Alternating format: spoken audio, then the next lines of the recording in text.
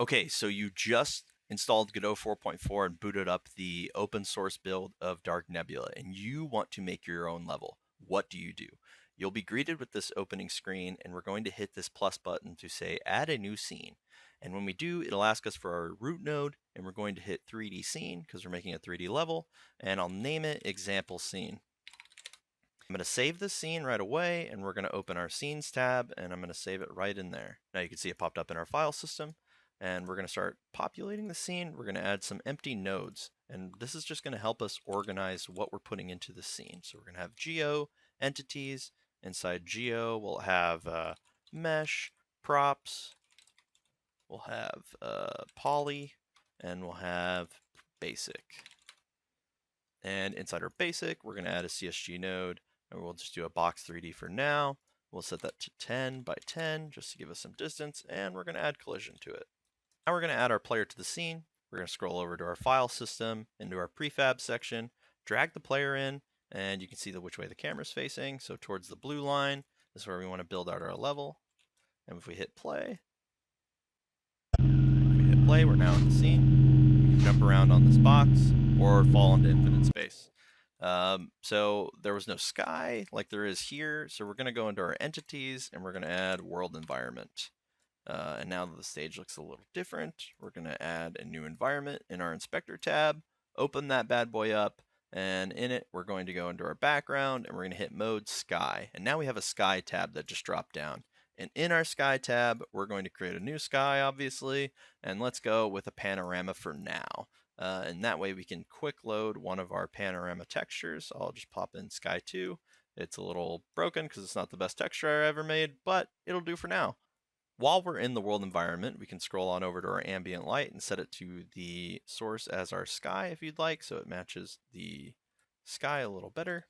And then from here, we need to make our first material. So we're going to go into our CSG box that we have on the ground here. We're going to call this grass A and 1.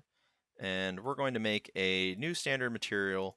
We're going to open that up, go to albedo, and we're going to go into texture, and we're going to quick load our grass texture.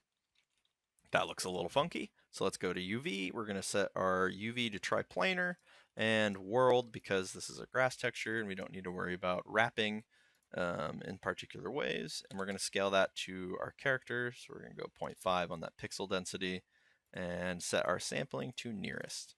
And now we have our first texture. To save this texture, we're going to go back to our material drop down and we're going to go save as. We're going to open our materials folder. If you don't have one, feel free to make one. And then we're going to call this grass B. We already have a grass A, so I'll call this grass B. And I'll name that here. I'll make it a little color difference there, just so I know there's a difference between grass B and grass A, a little darker. And now we're going to start putting up some walls, so let's add a cliff. I already have a cliff texture, so I'm going to quick load it, but what you can do to make another texture really easily, now that you've duplicated this one box that already has a texture you like and wraps well, you can go to the drop down and instead of saving as, you can hit make unique.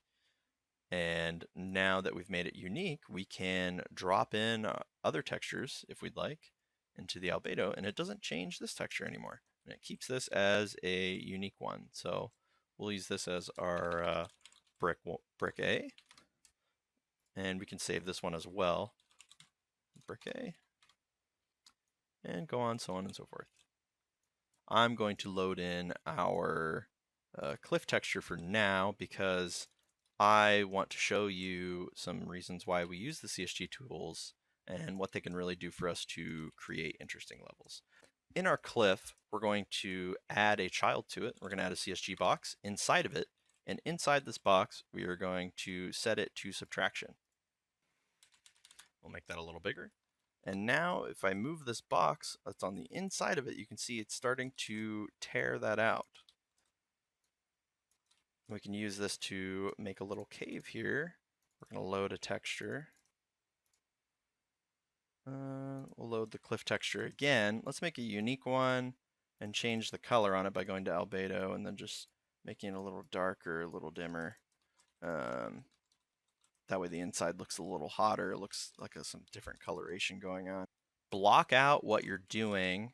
You can even block out without putting the textures or materials on first. Sometimes that's even better for some people in terms of workflow.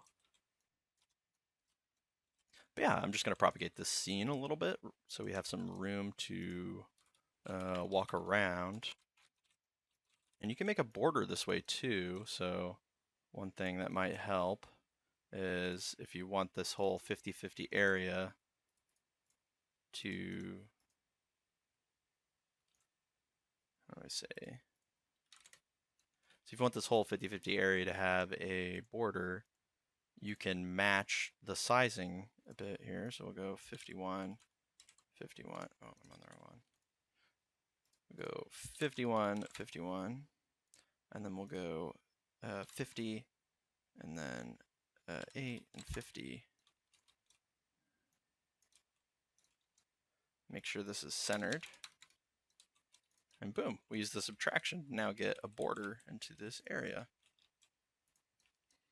It doesn't perfectly wrap over with our other section, so we're going to add this. And add this same subtraction over here, and bam, now it goes through. Now we need to add an enemy into our scene, so let's pop open the prefabs. From prefabs, we'll drag our droid A and pop him right into our scene. Let's put him in the cave. And we'll hit play.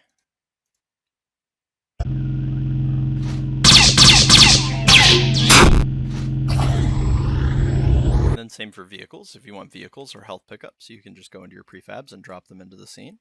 We have, in our drivables, we have the speeder bike and the starfighter. And they are drop-in ready. So if you put them into your scene and play,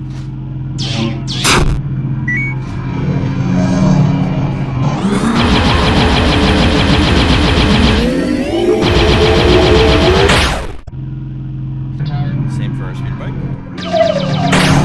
And once you've made a mesh that you're happy with, like this one, for example, that has a couple of subtractions already made to it, and you're done editing it, and you know you won't edit it in the future, you can finalize this as a mesh, which will save you a lot of performance, especially as your scene builds and you're using a lot of different nodes to block out your scene. Grab onto the CSG icon up here and hit Bake Mesh Instance, and what you'll see is it'll duplicate this. So if we delete the original, it seems like it's still here, but right now it's actually in a cheaper, form, and you can actually save these meshes. So you can go here and save as.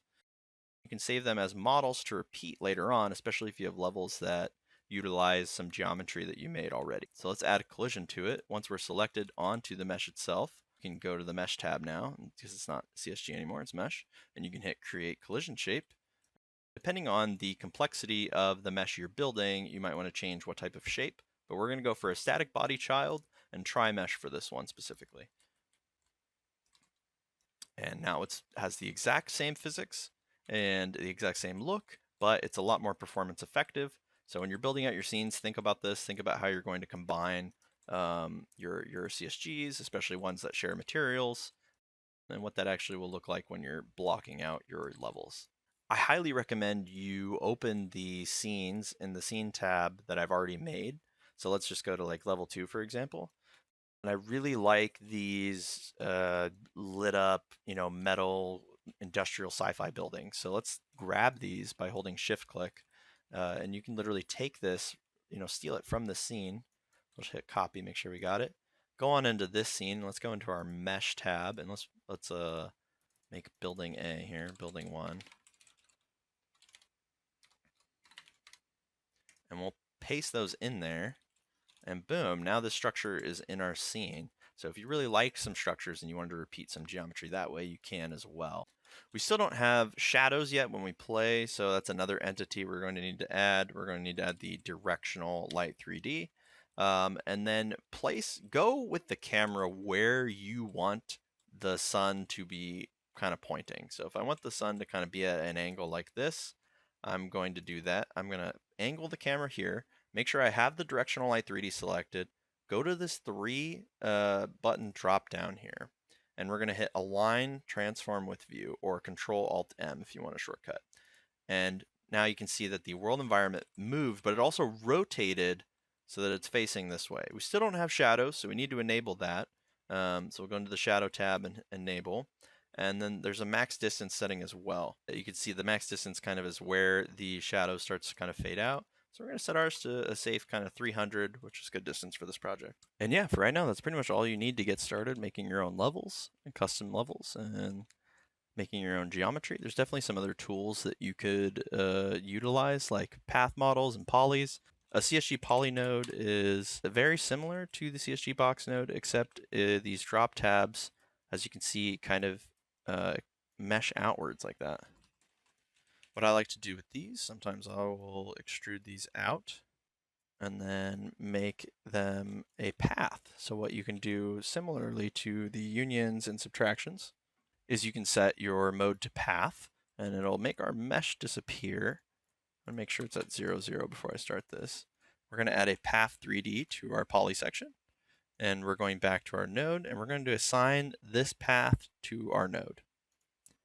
And now, as we have our path, we can create points.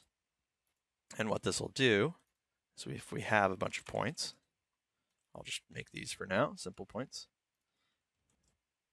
Once you have these points, you can see our model is then stretched out across them. So say I want to keep these kind of flat here, right? Let's go this way. Sorry. And as we move these points along, you can hold Control to generate new points. They're kind of finicky to click sometimes, but you'll get used to it.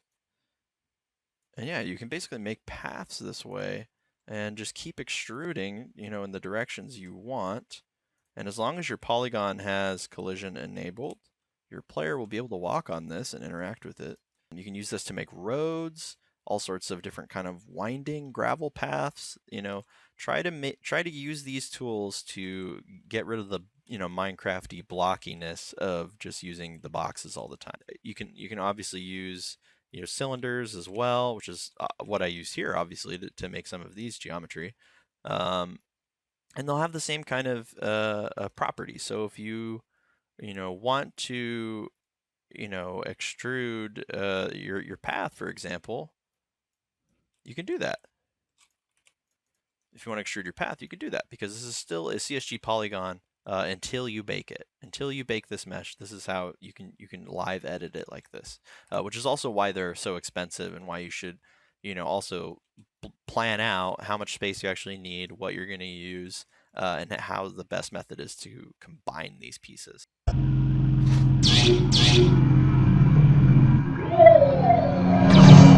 So yeah, that's pretty much it for this tutorial. I hope this was interesting or fun. If you downloaded the source, thank you. I hope you give it a try, and it is a fun avenue for you to safely test game development on your own, learn some things. I'm really curious what you guys will end up making with this. Yeah, I hope you found this tutorial helpful. I can definitely make more if you're interested, or if you need help with something, drop a comment down in the comments. But yeah, I hope this was insightful. I hope this gets you inspired to learn something about game development. Give it a try. Hopefully it's a little less scary. It's still kind of scary, but now you can kind of get a sense of like how I make levels, how I make characters, how the kind of process kind of comes together like this. And yeah, hope you enjoyed.